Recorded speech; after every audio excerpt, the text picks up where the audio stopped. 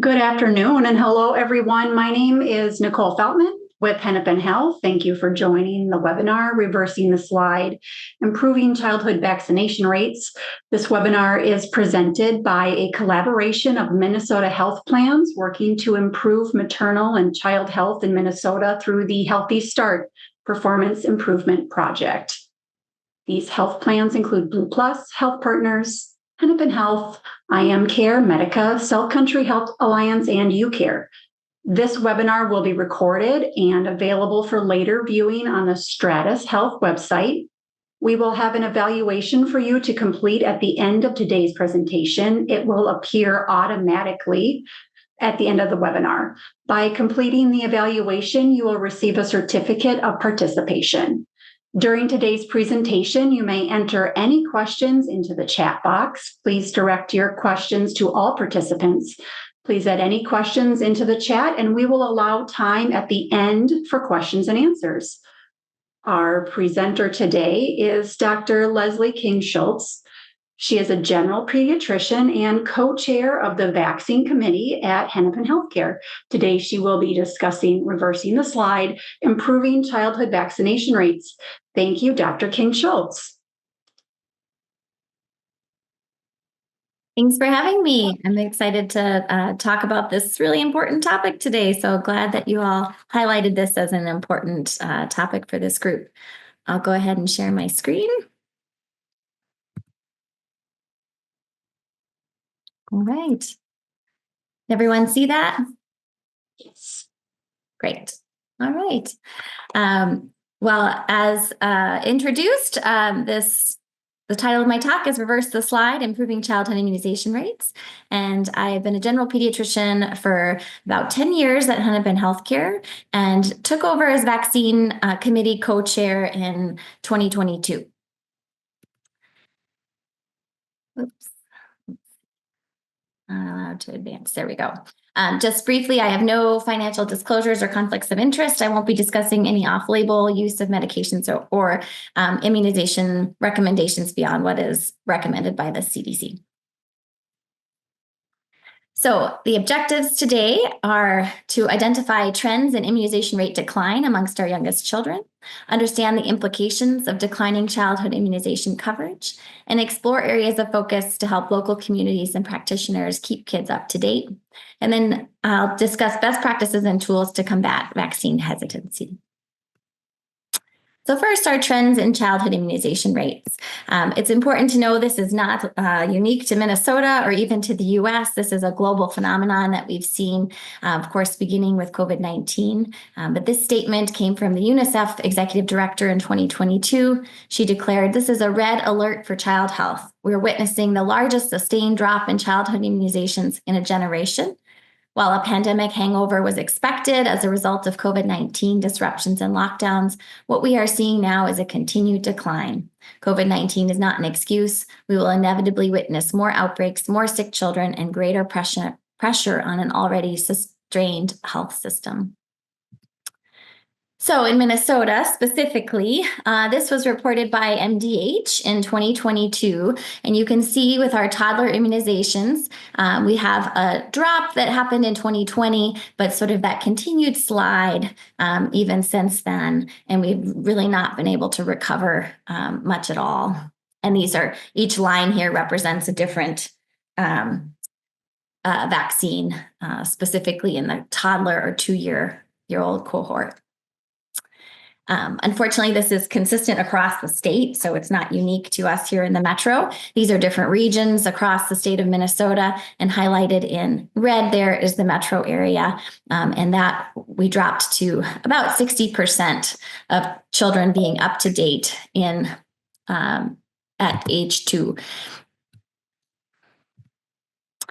Similarly, these declines have extended to our kindergarten and adolescents. So on the left-hand side of the screen here, you can see kindergartners' rates of vaccination with that drop in 2020, and then the continued slide. And then for our adolescents, particularly the 7-year vaccines, similarly, that maintained at low levels. As we've come to expect, unfortunately, there are disproportionate effects here, depending on demographics. So those that are on state-based insurance have lower rates of being up to date compared to the rest of the state and those on private insurance. Now, this is CDC data and shows nationally similar results. It's a bit of a busy graph, but the light pink bar in the middle is all of the vaccines being up to date by age 2, and the pink line you can see that with the arrow, the drop in 2020, and then the continued slide. And this is kindergartners at a national rate. So these are the numbers of school districts that have dropped below the 95% vaccine coverage by the start of kindergarten. And it's just continued to climb since 2020. And we're at our highest rate of districts that are not having that threshold coverage for kindergartners. And likewise, nationally, we see disparities by race and socioeconomic status. So those that are identify as white, which is the green bar, and those that are greater than 400% poverty rate, which is the yellow bar. So our more affluent children are more likely to be up to date with those identifying as Black, which is the light blue bar, and those below the 133% of the federal poverty rate, which is kind of that gray blue bar, have the lowest rates of being up to date. So why the slide? Of course, it's multifactorial, as with everything, but COVID, of course, had a major effect. As we all remember, during the COVID shutdown, we closed our clinics to anything that was non-urgent or emergent in the height of the pandemic. And those children under 2 who are in daycare are certainly at the highest risk of being sick. So if we said, don't come in if you're having COVID symptoms, then those children weren't coming in because they're frequently ill. Another problem we noticed in our families were those that had siblings. So we were telling families, just come in with one child at a time. We don't want extra people at the appointment. Well, a lot of families didn't have another option for the siblings. And so it was just too much of a lift to try to figure out how to get their kid in for vaccines. We also noted increasing distrust of government institutions and public health recommendations on the whole as part of the pandemic. And then after COVID compared to before, studies showed that 2 times as many parents had concerns about vaccine side effects compared to before COVID. So there really was an increased risk of, or an increased rate of feeling more hesitant to vaccines in general coming out of the pandemic. Another reason for the decline is access to care. Most of these vaccines are being given in primary care providers' offices, and there's just been a slow growth rate of primary care providers compared to other specialties, increased rates of burnout of primary care providers, and really fewer after-hours scheduling options. We've noticed that within Hennepin Healthcare, where we used to have a lot more evening clinics and opportunities for kids to come in after kind of traditional work hours, Saturday morning clinics, and that's really phased out since the pandemic and hasn't come back at the same rates. And there are fewer advanced scheduling options where people can book out for 3 months or 6 months in advance for their appointments. And of anybody that needs access to primary care, there are as many as a dozen unique child well visits for kids in the first 2 years of life. And we give upwards of 20 different individual vaccines shots during that time. So they're going to be most impacted by this lack of access. Okay, so why does it matter? Immunization, in short, it saves lives. As a pediatrician, it's probably the most impactful thing that I do to keep my patients healthy. The WHO has stated immunizations are a global health and development success story, saving millions of lives every year. The CDC cites vaccines as one of the most important public health achievements of the past century. But unfortunately, vaccines are a victim of their own success, and they are not, we don't see the diseases anymore as frequently as we used to. And so the impact of those vaccines is less visible to the general public. First, a quick look of benefit of immunizations from a numerical standpoint. In the most recent 30-year period, vaccines are credited with saving over 500 million illnesses in children, 32 million hospitalizations, 1.13 million deaths, and has saved $780 billion in direct costs, medical costs, 2.9 trillion when we look at societal costs.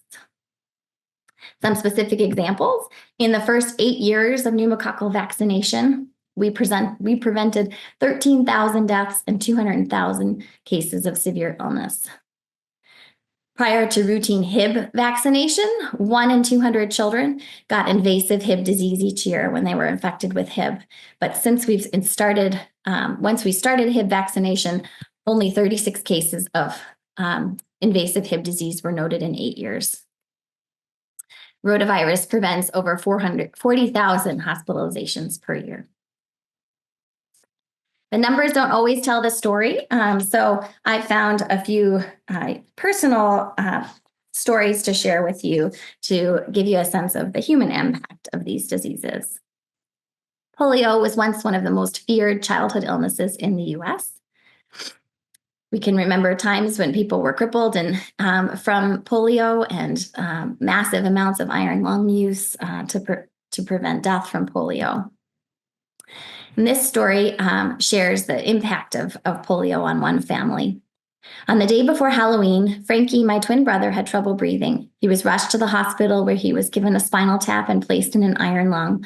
By the morning, a diagnosis of polio had been confirmed. Frankie died on the evening of November 1st, just 61 hours after admission to the hospital. I was admitted to the same hospital with a diagnosis of paralytic polio on the night that Frankie was buried. A few days later, my mother suffered a miscarriage. 8 children out of our first grade classroom of 24 were soon diagnosed with paralytic polio, and 3 children died, including my twin, Frankie. And this is polio now. We've seen resurgence of polio across the world. And we know now from COVID that with international travel and monkeypox as well, that diseases spread quickly around the world, much more so than previously. Measles. Measles is one of the most contagious diseases humans have ever faced. Roald Dahl, author of our beloved children's books, Charlie and the Chocolate Factory, BFG, Matilda, he shared his daughter's experience with one of the dreaded consequences of measles infection. My eldest daughter caught measles when she was 7 years old. As the illness took its usual course, I can remember reading to her often in bed and not feeling particularly alarmed about it. Then one morning, when she was well on the road to recovery, I was sitting on her bed showing her how to fashion little animals out of colored pipe cleaners.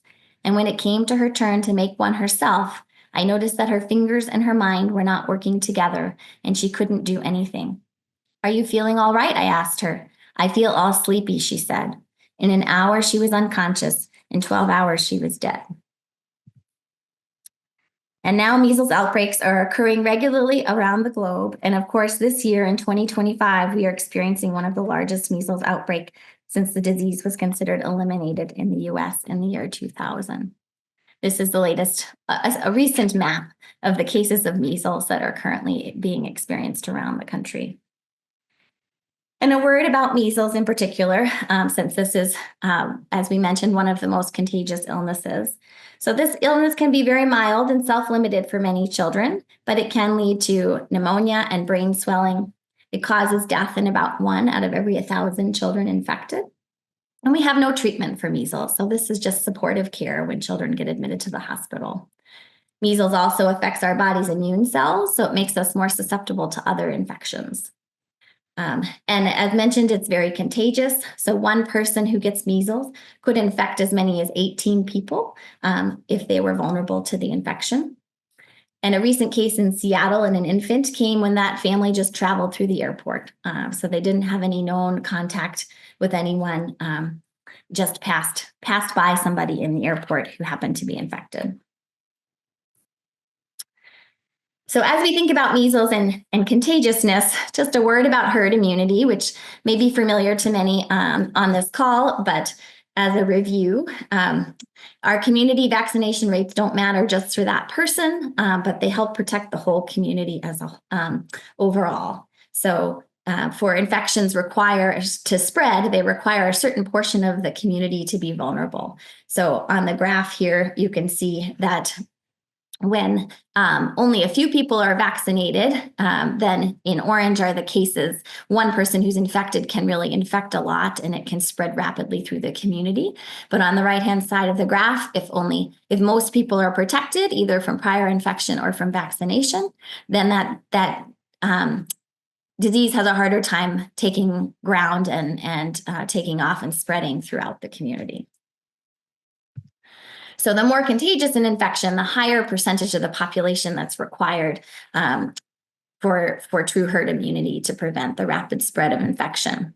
So for measles, that's 95% need to be protected either from past infection or vaccination in order to reach that herd immunity. So as you may recall from the prior data, kindergartners in Minnesota, so 2 doses would be fully protected. We have only 87% of our kindergartners protected. Toddlers, for just 1 dose of measles vaccine, we're only at 80%. For polio, we're above the threshold, but getting closer to that 80%. So kindergartners in Minnesota require 4 doses to be fully protected, and 82% were meeting that threshold. For toddlers, the 3 doses, 83% were up to date. And then a word about other vaccine-preventable diseases. So we've seen rising cases of pertussis in Minnesota in 2025, or starting basically in 2024, but so far 654 cases in this year. The average age for those cases was around 11 years when our immunity to pertussis is starting to wane and we need to boost at 11, but the highest risk of serious illness comes in our infants who are not fully protected. This is a graph showing the rate of pertussis cases really peaking at the end, late 2024, but continuing here into 2025. Varicella, we've seen our chickenpox. We've seen 82 cases so far in 2025, and the majority of those folks were unvaccinated. This is challenged a little bit in terms of our data because a good portion of children are diagnosed with pertussis and not tested for it. Diagnosed with chickenpox, varicella, and not tested for it. So our data may not be fully representative of the cases because those that are not tested are not necessarily reported to MDH. So what can we do about this? Where are the places that we can focus our efforts and make a difference for kids who are under-immunized? So there are 3 primary time points that we offer childhood vaccines. The first is what we refer to as Combo 10. This is the most common quality metric that's used by payers and healthcare institutions and our Minnesota Community Measurement Project. The 10 refers to the 10 vaccines that are included in this measure. They're all listed there. And to meet this measure, all doses of those vaccines must be received prior to 24 months of age. So this is some data coming from the MIC system. This shows our Hennepin healthcare data, but I'd like you to focus on the bars here, which are at the top. The blue lines are our goals, the measures we're trying to reach, and then the little dots are the Minnesota average for those measures. So if we look at the complete series, so meeting all those vaccines by 24 months, you can see we're off by almost 20 percentage points from where our goal would be to what we're meeting as a state currently. And what we found at Hennepin Healthcare in our initial research is that kids who come in regularly and on time generally are up to date on vaccines. So this is from one of our Hennepin Healthcare clinics. And over 50% of those who were not up to date by 24 months, it was due to timing delays in their visits. Only 7% of our group here was due to vaccine refusal. So 3% of that was MMR, just hesitation about that vaccine by itself, 4% for all the vaccines. And then with that data, we can lump in the 30% of influenza, which is its own beast. I think until we have a better flu vaccine, we may continue to see pretty low rates of flu uptake. But a large portion of those kids that didn't meet the influenza measure got one dose. They just never got their second dose of flu vaccine. So for combo 10, not all the combo 10 vaccines are created equal. So as we look at the different areas in red here, these are areas where we could really target our focus for intervention. These are areas where we're lower in our percentage of completion for these specific vaccines. So I'll first talk about rotavirus. So that's this one here, 72.6%. This is data from Hennepin Healthcare about the percentage of our toddlers that have received this vaccine completed the series. So for rotavirus, there are some unique challenges here. Rotavirus is a vaccine that has to be started by 15 weeks of age.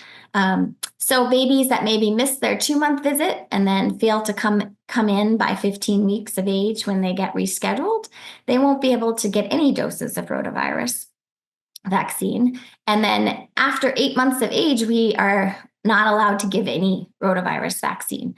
And so that series has to be completed before 8 months of age. So as children get behind or delayed in their visits in those early weeks and months of life, they can easily miss one or all doses of their rotavirus vaccine.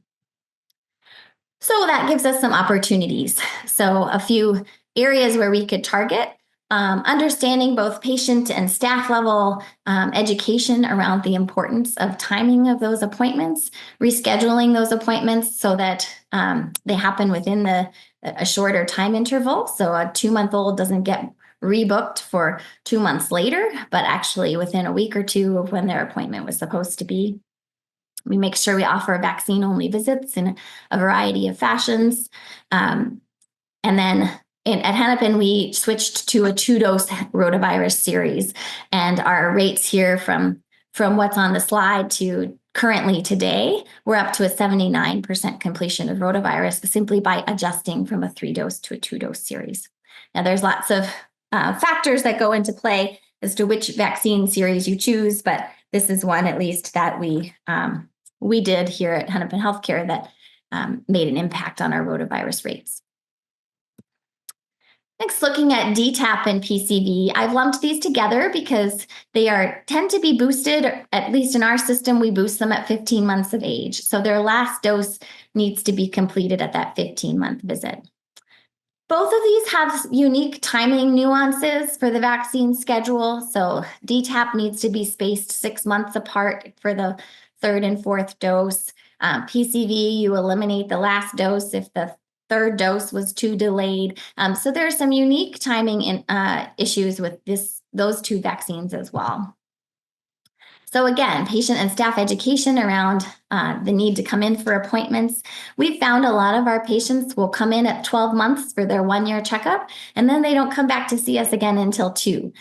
So we've focused on doing some patient outreach around the importance of visits between 1 and 2 years of age. Matters not just for vaccination, but also key developmental milestones and monitoring of growth that happens within that time interval that makes those well-child checks so important in the 2nd year of life.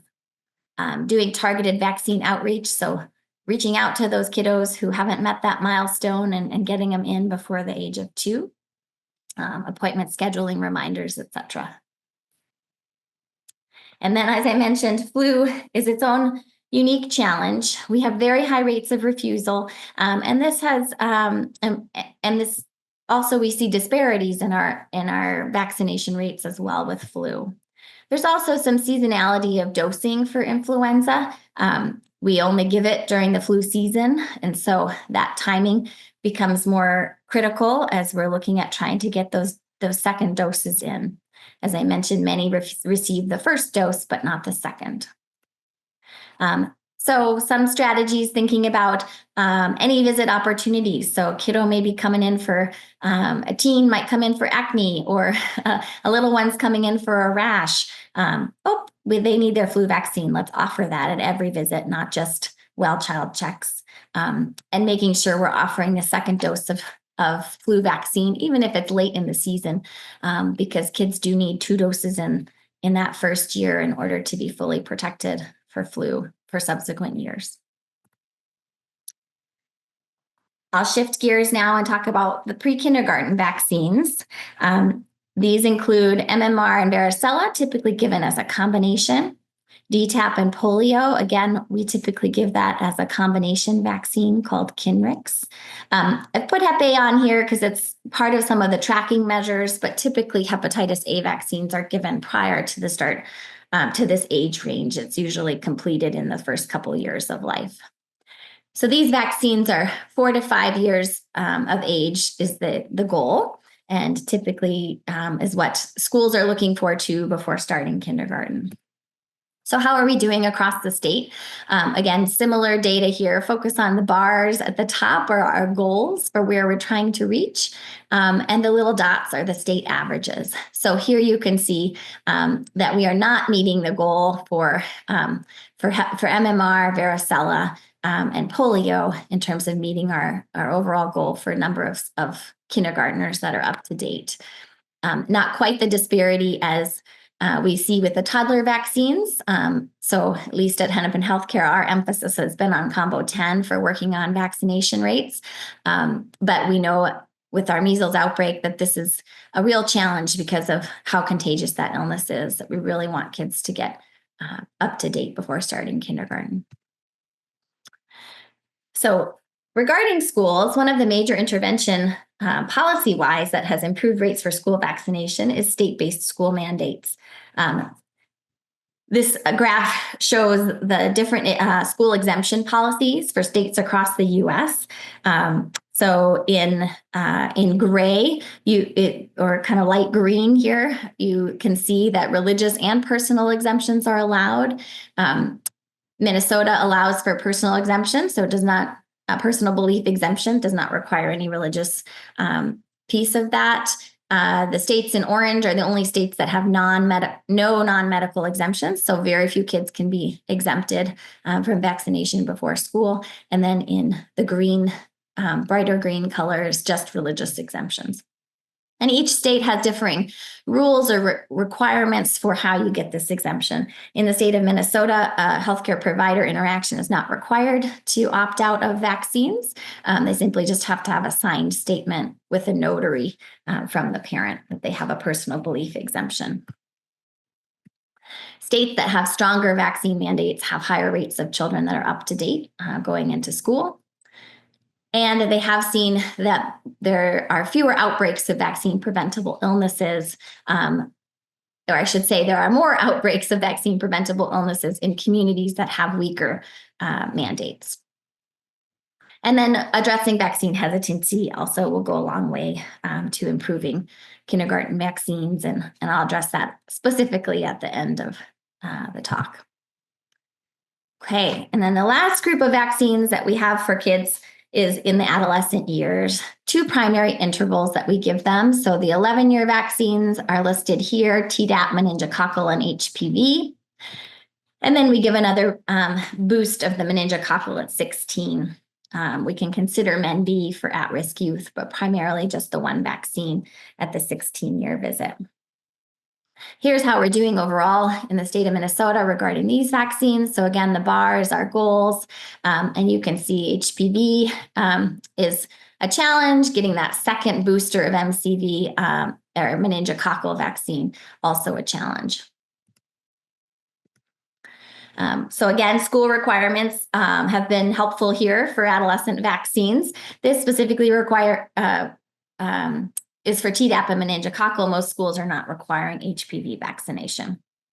And for HPV specifically, again, vaccine hesitancy, there has been a lot of concern because this is often a sexually transmitted infection. There's been a lot more hesitancy amongst families about giving this vaccine at early ages or young ages.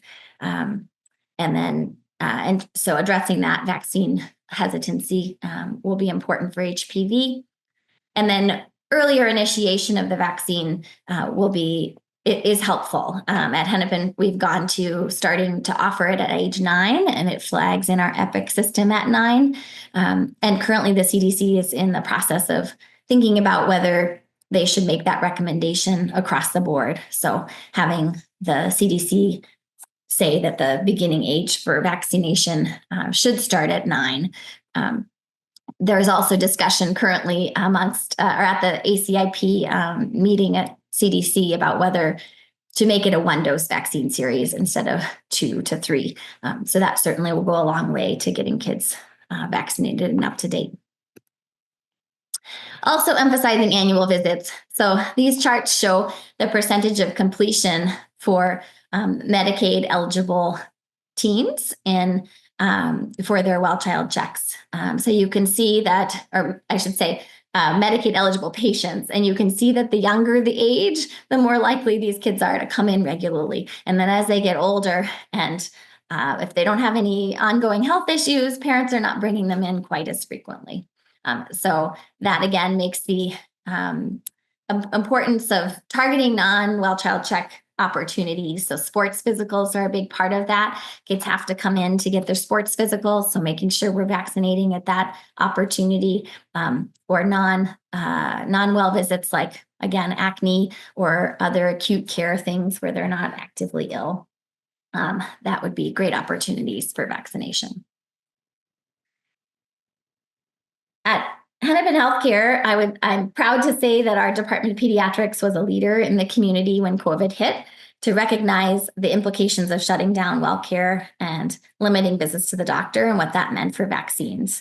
So this effort was co-led by my predecessor on the vaccine committee, Dr. Don Martin, and then Shianga Beecher, who's now the medical director for our mobile health clinic. So they started with an old ambulance and community paramedics, and then they began visiting people at their homes to provide vaccination. This has grown to an incredible service for our community. So our mobile health program now is expanded to offer not just vaccines, but also well child care. They're partnering with our midwives and now offering postpartum visits along with newborn checkups and vaccines for infants. They're doing pop-up clinics at schools and community-based organizations around the metro. The web links here at the bottom of the slide will link to our mobile health website and our YouTube video that summarizes kind of this work in action. But we have learned that those that come in will get vaccinated. So how do we reach those who are not coming in? So we need to meet them where they are. And I'm super proud to be working alongside this group that has made an incredible difference during this time for our patients. Hey, for the next few minutes, I just wanted to address vaccine hesitancy. This is probably the hardest area by far. How do we counter this growing hesitancy in our community and in our world around vaccination? Where does vaccine hesitancy come from? So we've talked a little bit about this previously with COVID, but in general, the Voices for Vaccines has lumped the hesitancy into a few categories. First, we've all had negative health experiences that influence our next interactions with healthcare. Some of us, someone treats us gruffly at a visit or rudely, and then the next time we go in, or we feel less motivated to go in and see that doctor or that provider again, or somebody didn't really seem to hear our concerns or see us the way we hoped they would. A blood draw that didn't go well, and that spills over into not wanting further intervention or vaccines for their kids. Our media bubble. So historically, we all got the same media from the same sources, and now it's very fragmented. People get information from different places, and some media sources are more likely to amplify negative information or messages around vaccination. Our social network. So we're all part of larger communities, and the opinions of our friends and family and those close to us matters in terms of our opinions about healthcare. So that will influence whether or not we vaccinate our kids. And then, of course, historical and cultural factors. So prior inhumane and unjust treatment by medical providers and institutions for marginalized communities really makes a difference with how they access care and interface with the healthcare system going forward. And I need to say a word about pain and needles. There are many reasons that people avoid vaccination, but we know that needle phobia is a real issue. And some of our messaging and languages around this can be really harmful. So it's important to start a conversation about ways to change that and make our clinics and our system a little bit more supportive. So these are some real examples of things that I hear in my clinic frequently. So somebody says, if you don't behave, the doctor will give you a shot. What we'd like to change that to is that vaccines are not punishment, but an actual important part of keeping us healthy. Go ahead and give the vaccines, but I can't watch, and the parent wants to step out of the room. So instead, having the presence of a loving and supportive caregiver during a painful process really helps to improve pain and anxiety in children. It won't hurt. Just be tough. You're a big boy. Vaccines do hurt. We shouldn't, there are ways we can make them hurt less, but we shouldn't lie to children. And so helping kids to hear, your doctor's here, your parents here, we're going to help you through it, and then you can do things that are hard. But this is a real thing. Studies show that over 60% of adults express fear of needles, and 30% will avoid vaccinations for themselves because of needle phobia. So that's going to transfer over to the children they're bringing in for visits. So because vaccines are stressful for both child and parent, we need to encourage ways to reduce that stress and pain. These are pictures of things that we have tried and are working on at Hennepin Healthcare. So offering pain reduction strategies like Buzzy Bee, shot blocker, lidocaine cream, using sugar water for infants, comfort holds, breastfeeding while giving vaccinations. There are some well-studied methods that can help reduce the pain associated with vaccination. I found even just by offering some of these things to kids, whether or not they have true efficacy, it's just giving that autonomy back to young children to say, okay, I can choose how this happens. And that is really helpful for the whole process. We don't do this perfectly at Hennepin Healthcare by far. It's been a slow process to change because we're all used to the way we used to do it, which is just lay the kid down, hold them down, and just give them the shots and get it over with. But that can have long-lasting impacts on a child's perceptions of vaccination as they grow into adulthood. So there are limits and challenges in our knowledge and in science in general, right? We don't have a clear explanation for certain things. So we can't tell families, nope, this is what causes autism. It's not the MMR vaccine. Then instead it's a multifactorial thing, and we still don't understand all of the science around autism. So that makes it hard for us to convince families that it's not the MMR vaccine. A lot of our work is based on population-based studies, and we can't control for all factors. And that's hard to communicate as well. And with that, difficult to prove the negative or the absence of something causing a problem. And we have challenges in our messaging. We're competing up against bigger machines in our messaging. So one study that looked at vaccine-related videos on YouTube, even before COVID, 65% of the videos that were out there were anti-vaccine, most with no scientific evidence presented. But YouTube, TikTok, Twitter, Instagram, this is where patients are getting their information and their news. And there's often greater importance given to a story from a friend or something somebody read on social media than on numbers or data or this information from the CDC. So specifically around this hesitancy, how do we address it? I think one piece of good news is that people still do trust their healthcare provider for health information. This was a survey conducted in 2022 by our mobile health team, and of 100 different caregivers at different pop-up clinics and events that they held during that time. Most of the respondents indicated that a healthcare provider was still somebody that they trusted to give them information about vaccines. And a patient or a family who keeps coming back to me for visit after visit from when the child is young and their siblings are young until they're growing older, obviously they do value my opinion. They keep coming back to see me. So continuing to build that rapport and trust over time will make a difference on all topics, but including vaccination. I'm one that never lets the vaccine conversation go. So every visit, I bring it back up again for my vaccine hesitant families.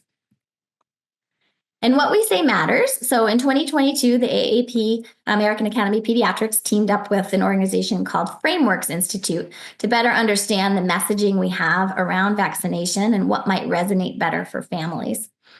So the research included literature reviews, interviews with experts and the public around vaccination. And about 9,000 people were involved in this, putting together this report that looked at general strategies that would help us improve our messages when talking about vaccines with patients. So there were a few areas they highlighted.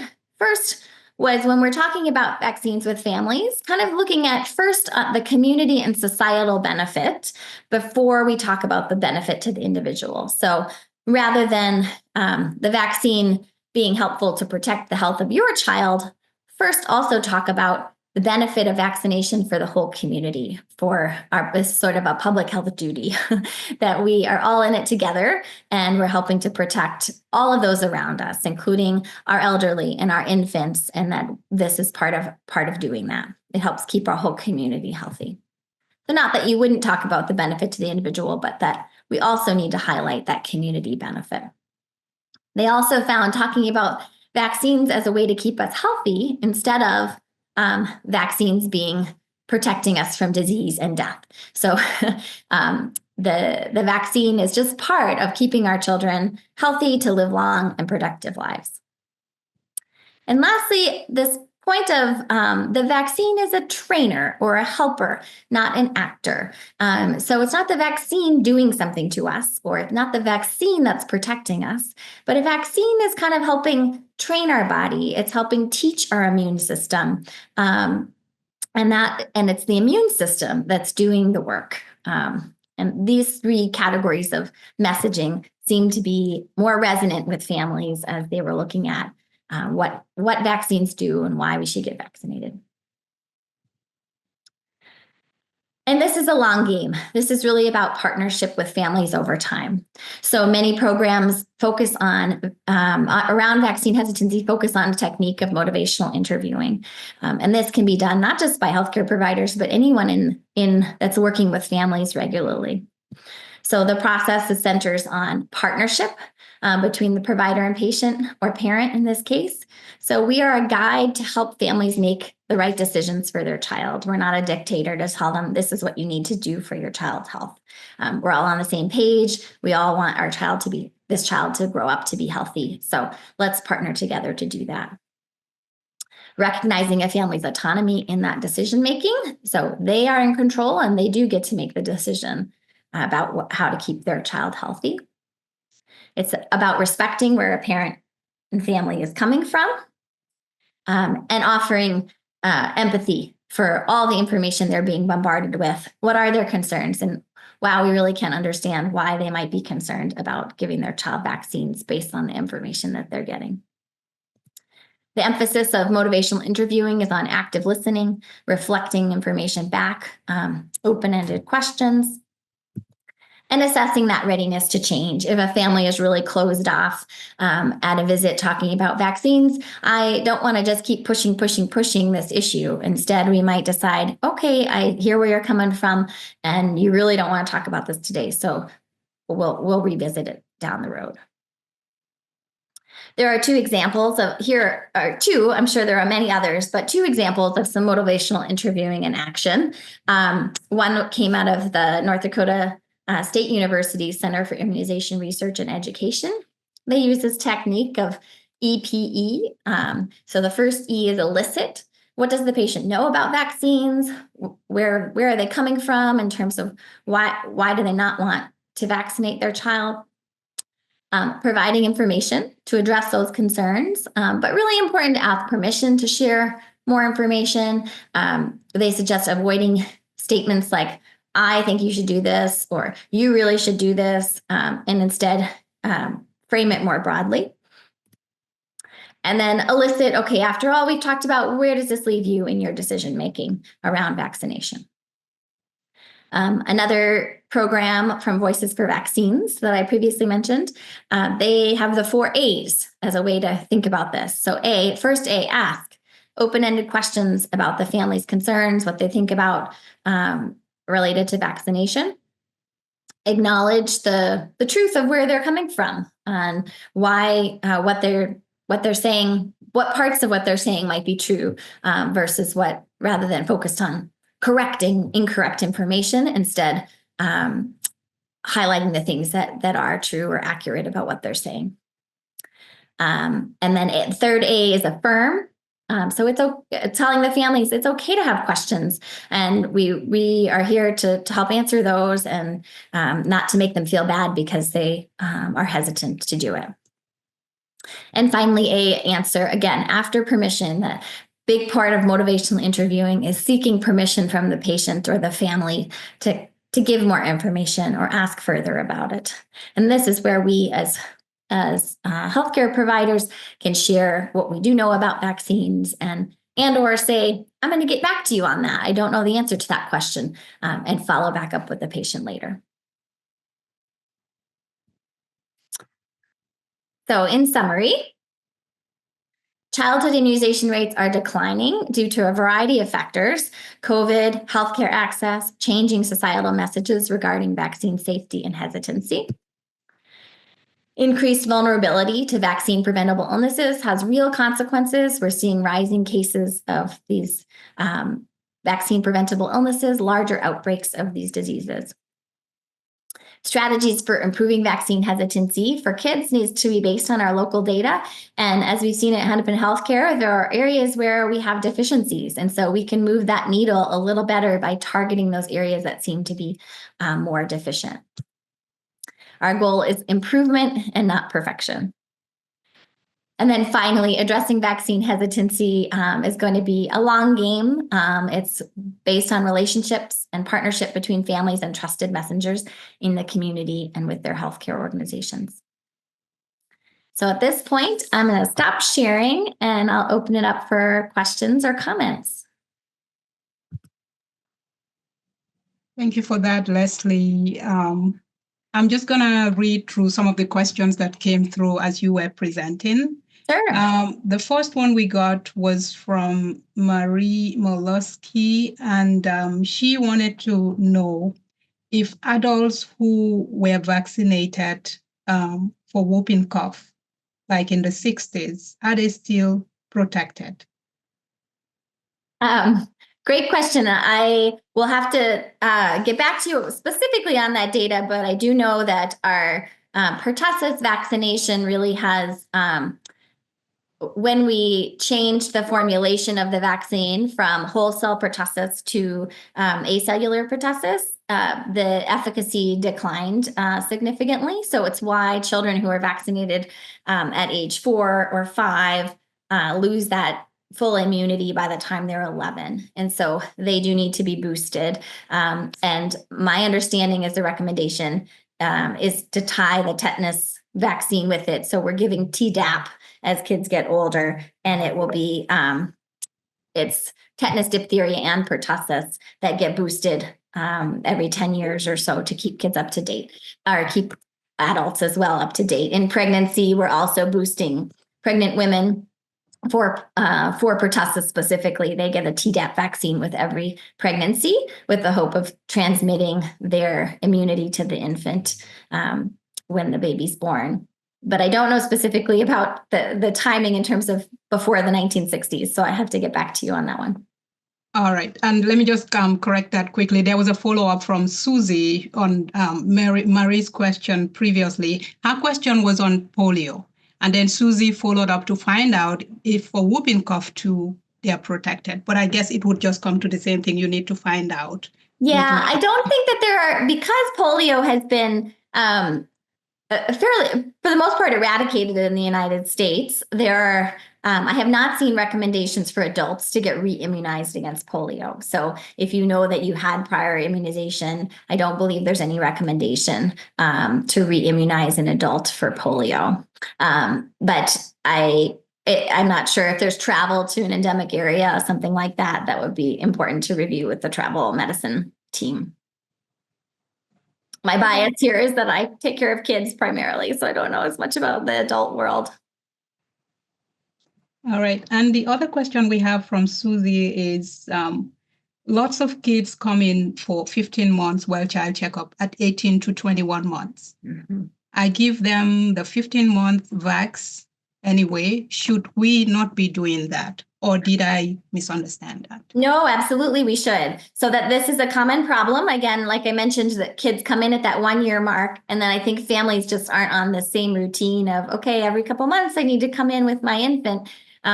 Life gets busy, maybe another child comes along. And so we commonly are seeing kids that really start missing a lot of visits between 12 months and 24 months. So I think you need to use every opportunity to catch them up as quickly as possible. So if they come in at 18 months, yes, definitely give the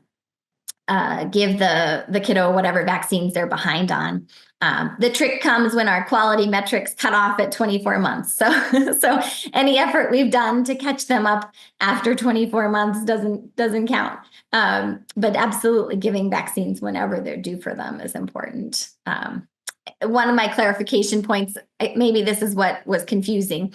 The pneumococcal vaccine, for example, if you miss a third dose in the infant period, so before the baby turns 12 months old, and you get them in at that 15 or 18-month mark and you give one, or you give one at 12 months, there are no further doses recommended from the CDC. So as far as our quality metrics, we're only going to get credit for 3 doses of the 4, even though we're not supposed to give any more than the third dose. So 1 dose after 12 months is all that that the CDC is asking for. So that's where the timing piece becomes tricky. But if the MIC tells you to give it, or if your EPIC flags are telling you to give it, you should give it whenever the kiddo shows up. Another question is, are the measles outbreaks for children with, do they affect children only, or do they involve adults as well? Oh, no, there have been cases of adults getting infected with measles as well. This is important for people that may be immunocompromised, or elderly folks that maybe for whatever reason didn't have any natural immunity to measles. The MDH has a really nice guidance for when we should be boosting adults. I'll try to find it and put it in the chat before the end of the call here, but there's a nice guidance for updating measles vaccination in adults as well. All right. I think that's all the questions we had. There's just another comment here from Cindy, just to add on to your response earlier. And she says, in the 70s, I received my vaccines. As an adult, I need to show proof of MMR vaccine and do not have that paperwork. I went to the doctor and he had blood drawn to test my levels. I test low. So he gave me a booster. This was in 2023. So that was just an addition. Yeah, absolutely. That's one way for adults to determine if they have adequate measles protection, is you can get a lab draw to determine that, to get your titers for measles. And we feel like the MMR vaccine is very safe. So to get an extra dose is certainly fine, even if you were vaccinated as a child, but may not be necessary for everybody. So I'll try to find this link here to put in the chat. Another question just came in. What have you found is extra effective at helping hesitant parents? What's your go-to thing to say to them? I'm sorry, can you repeat that again? Like hesitant parents, if you come across hesitant parents, what have you found helpful to do, like to use with them? What would you say? Right. And so again, I think that what's so important is understanding where their hesitancy comes from. Sometimes it's not what we're assuming, right? And so really digging into those open-ended questions of the first thing I'll do is I'll say, okay, well, tell me about your concerns. In an open-ended way, help understand where they're coming from, why they're concerned. There are some people that are just concerned about so many shots or combinations of shots. Or I had one family that was worried about the increased risk of, they'd heard there was a connection with ADHD and and giving too many shots at once. And so we talked more about that and the lack of connection there, or it may be measles, the measles MMR vaccine and autism. That's the specific concern. So really, I think the importance of that is there's no one right thing to say to every family. I think you have to understand where they're coming from and try to address their concern at the start. Thank you.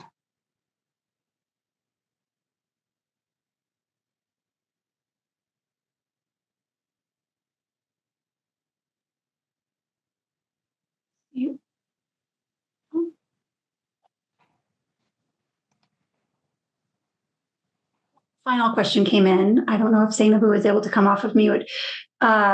Sarah says, I may have missed this as I lost Wi-Fi for a couple minutes, wondering how you respond to families who state the vaccine adverse events website. State.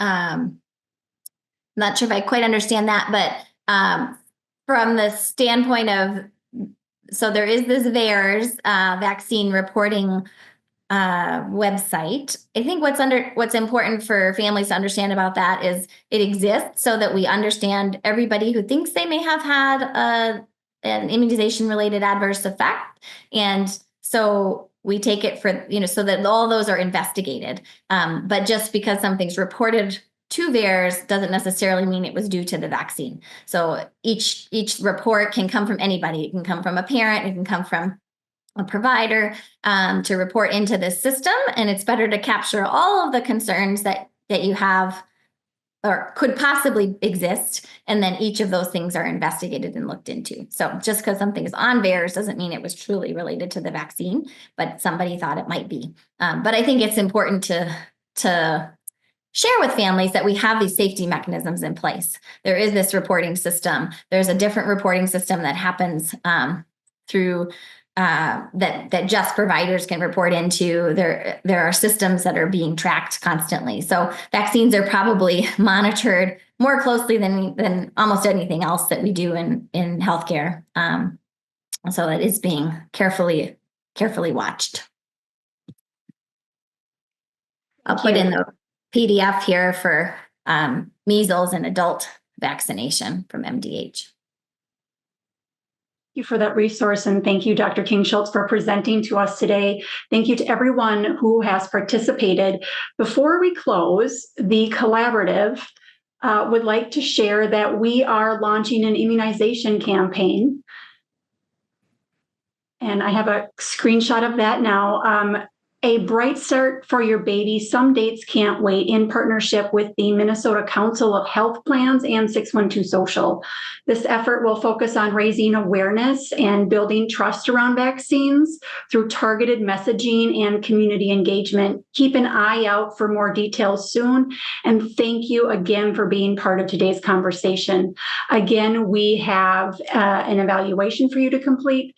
The link to the evaluation will appear automatically at the end of this presentation and in the chat.